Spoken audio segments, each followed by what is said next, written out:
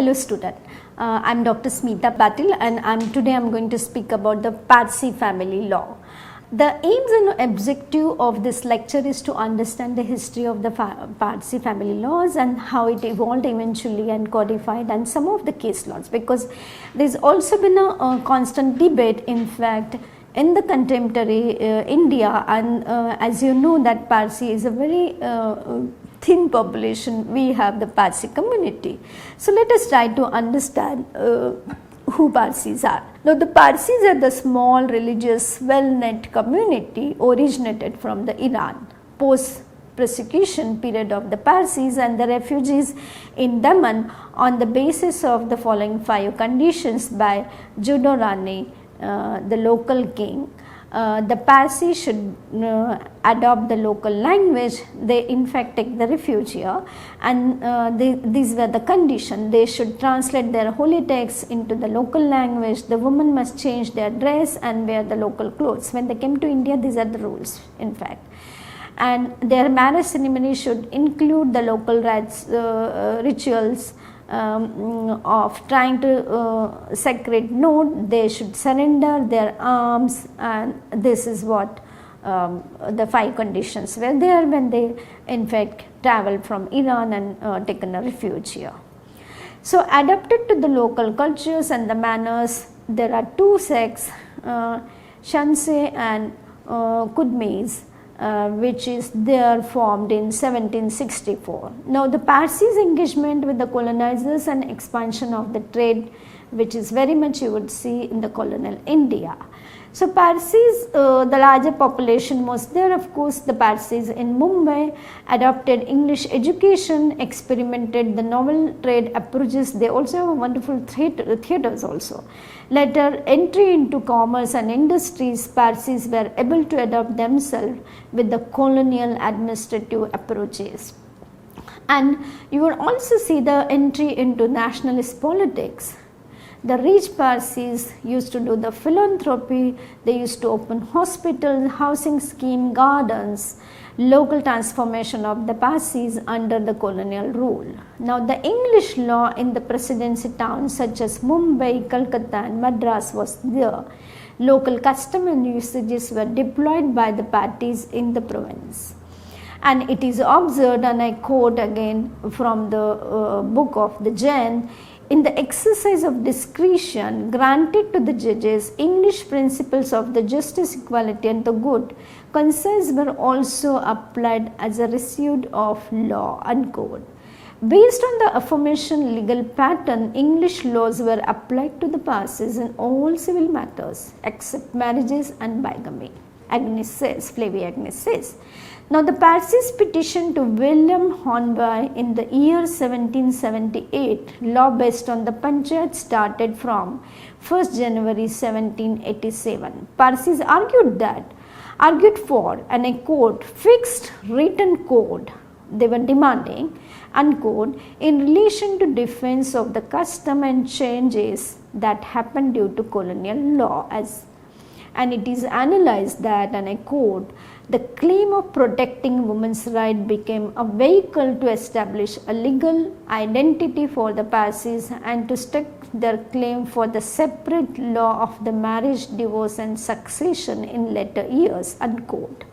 The Succession to Parsis Immovable Property Act was passed in June 1837. It helped the Parsis from the function of the English law of primogeniture.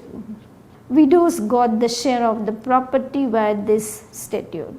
Remaining was given to the children and descendants in equal fashion, and diversity of the custom from the different regions such as Surat, Bharuch, Pune, Ahmedabad, Bombay forced Parsis to approach Legislative Council with petition in relation to Bodadil's queries. It is observed that then in 1828 questioners was administered to the Parsis of the Surat in Badulons, who was assigned the task of recording the custom of the various castes in the Gujarat region. The Surat Parsis did not respond to the questioners. So the Bombay Parsi Panchayat published it in the 1832 and obtained the responses of the Bombay Parsis to these queries, and I am quoting this from Fremji's work. So they argued for the regulation based on the questions of the inheritance and succession acknowledged by the Parsi nation, as Roy Chaudhary and Sahroy in fact argued.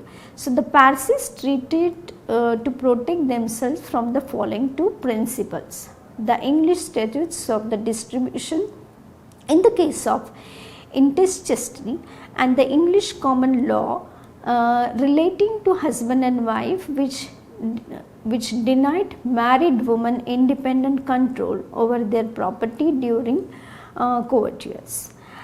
It is observed that then sometimes in 1850 a Parsi lady sued her husband for a degree of restoration of conjugal rights before the Supreme Court of Bombay. Since there were no direction as to matrimonial suit of the community other than Hindus and Muslims should be decided, the court decided to hear the case as per the jurisdiction awarded to it on the escalating side and applying the principle of the English Christian law.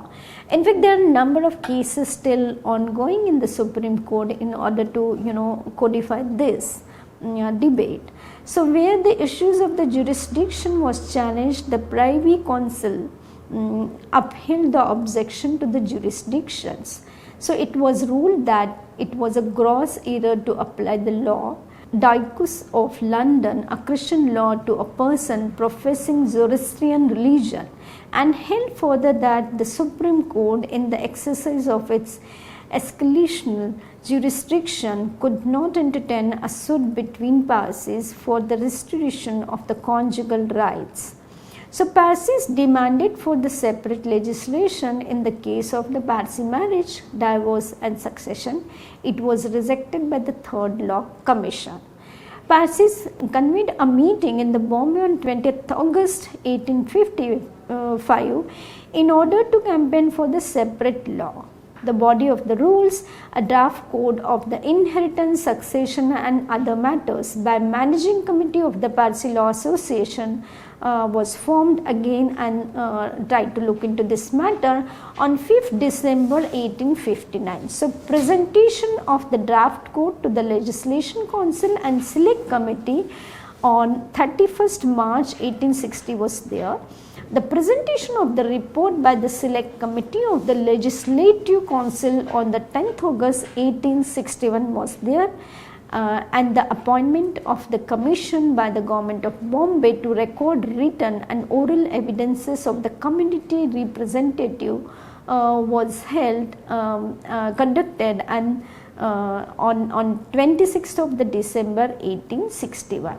So it is analyzed that as and I quote that, as regards inheritance, succession and property between husband and wife, the Mufassal Parsis objected to the rights of the female to inherit family property upon the death of the male Parsi dying intestate, and the right of the married woman during the coitus to hold or to dispose of their separate property, unquote. So the Mufassal Parsi, however, argued with the Bombay Parsis that the English law of the inheritance and the succession was unsuited to the requirement of the Parsi community.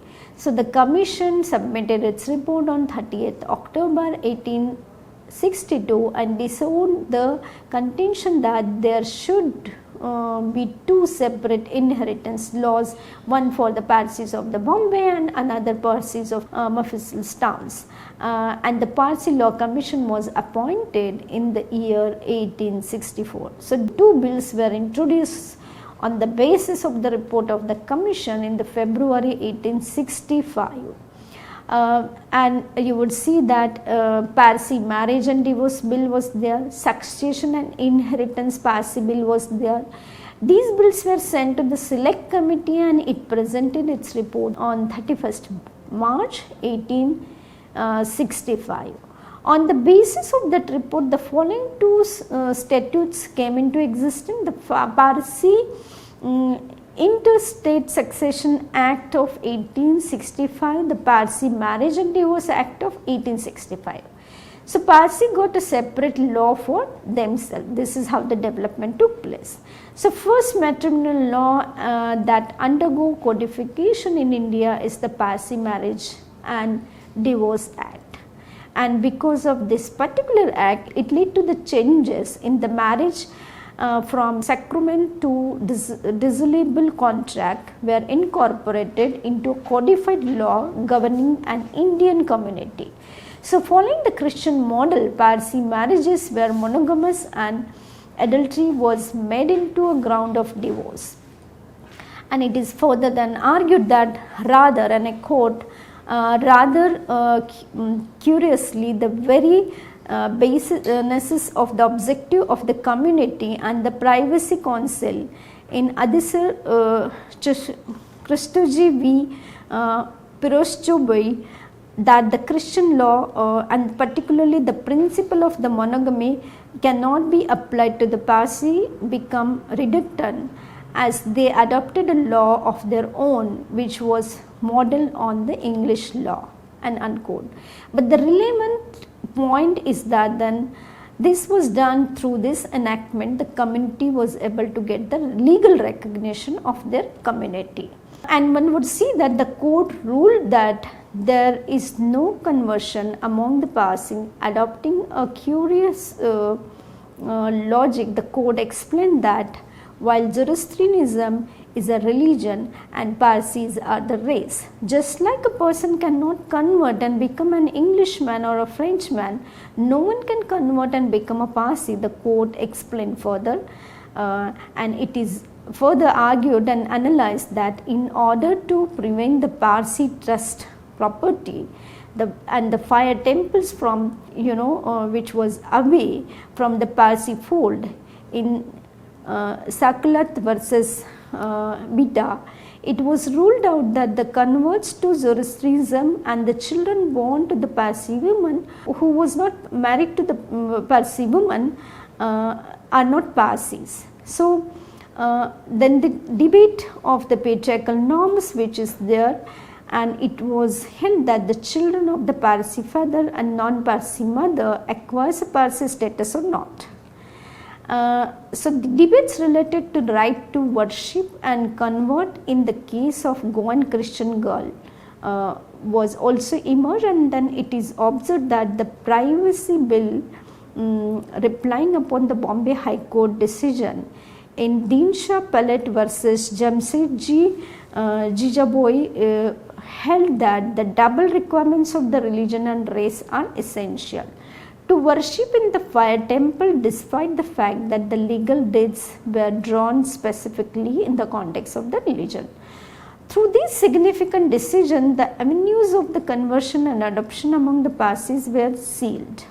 So Parsi Interstate Succession Act, and the verbatim was included in the chapter 3 of the Indian Succession Act, which was enacted in 1925.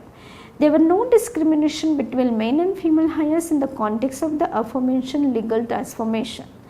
And then further it is observed that but the Parsi inheritance laws continued to maintain the discrimination, and the females continued to inherit half the share of their male counterparts, but which is again borrowed from Islamic law, which 1865, and this is rather surprising development given in the context that the demand for the separate law for the Parsis originate with their resettlement against the anti-woman provisions of the English status being inadvertently applied to them.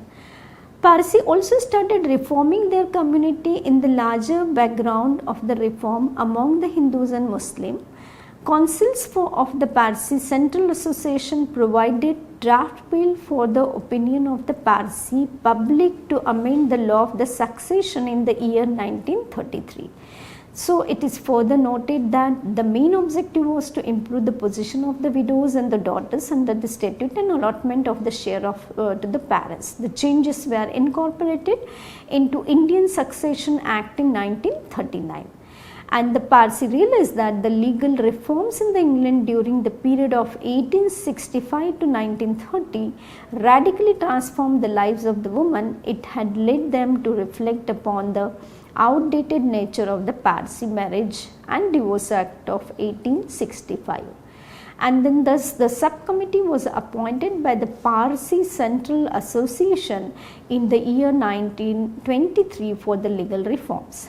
The Parsi law revision and the subcommittee realized they released the report in the year 1927, and there was a demand that which led to the modification in the bill. Participation and approval that happened in the context of the conference resulted in the modification. Legal luminaries such as Dinshaw Evich and Honorable Dinshaw A. Mullah were part of this legal transformations. And then it was observed that a bill was introduced in the Council of the State in again 1935 by Sir Piroz Sneha. It was then circulated for the opinion, and the Joint Select Committee was appointed to consider the bill. The Select Committee reported to the Council of the State in the same year. The bill was passed on 13th March 1936, and Sir Kovasji Jahangir was there, who moved the bill, explained that an overwhelming majority of the Parsi community held progressively. And one would see that the views were anxious to modify the provision of their archaic laws to suit modern condition. It is further then added that the reform expanded the scope of dissolving marriage by introducing several new grounds: non-consummation of the marriage, pre-marriage pregnancy, and then grievances hurt, and then dissertation, and so on. So further it is submitted the recommendation to the government, and the law minister was there during that time, Dheeraj Goswami, introduced two bills for reforming the personal laws of the Parsis. While the amendment to the marriage law was passed in 1988, the amendment to succession law had to sleeve were enacted in 1991. Further, it is analyzed that then 1980s witnessed the emergence of the new women's movement, as you know, and the reform were based on the recommendation of the Law Commission in its 110th report. The process was initiated by the Board of the Trustees of the Bombay Parsi Panchayat again, and you would see on 24th November 1986, introduction of the Parsi Marriage and Divorce Amendment Bill in the Rajya Sabha passed, and both houses, Lok Sabha and Rajya Sabha, it was passed in the next year and received by President on 25th March 1988 and came into force in April 1988. So, according to Flavia Agnes, women from the community were conspicuously absent from this discourse, and although the community is a liberal, holds a progressive stand on women's issue, women's figure do not figure in any phase of the reform. Process seems to have been initiated at the instance of the few liberal male members who had made mark in public life as a social reformer or the legal luminaries, and from their high status in the society they could interact with both the conservative community leadership at one level, with the state institution at the other level. This is what very interesting critique which Flavia Agnes is offering. It is further observed that there were agendas of the gender justice and other interests as well, and it is observed that it is a part of, and I quote, maintain a separate community identity, and once this is achieved, ensuring that the law do not lag for behind the dominant ideology, that is, in the pre-independence period the British status, and in the post-independence period the Hindu Marriage Act. Since the Hindu Marriage Act then grants the husband right to maintenance, the same was introduced in the Parsi laws. It is analyzed that the debate in the parliament when the bills were enacted was cursory. the members did not concern themselves with the implications of the bill on the Parsi woman. According to Agnes, the following are the important aspects related to this debate. And A, since Parsis have willingly modified their laws, it is the time to enact uniform civil code. B, to the Parsi community that they are an enlightened and progressive community, and therefore that insulating and other communities are backward and reactionary. The fact that the Parsi community also opposed the imposition of the Uniform Civil Code and Adoption Bill, that they had retained the jury system in the matrimonial adjudication, and the relief of the divorce by consent was introduced as late in 1988, did not even figure in the debates. And I would just conclude by saying that through this Parsi family law, what one tries to understand is that whole trajectory, that how Parsi law was codified, and how it is, there is a gender biases in this, and how even today that there are a number of cases which are there in Supreme Court, and one should look forward that of course a new radical changes may took place, even though it's a very progressive community, but one has to also look at how we should bring the gender justice in this. I would again say to you in the concluding remark to look at the Law Commission reports time and again, to update yourself, and also read the book which I would mention again, The Family Laws, Volume 1 by Flavia Agnes, and the Constitutional Claims, which got published by OUP. Thank you.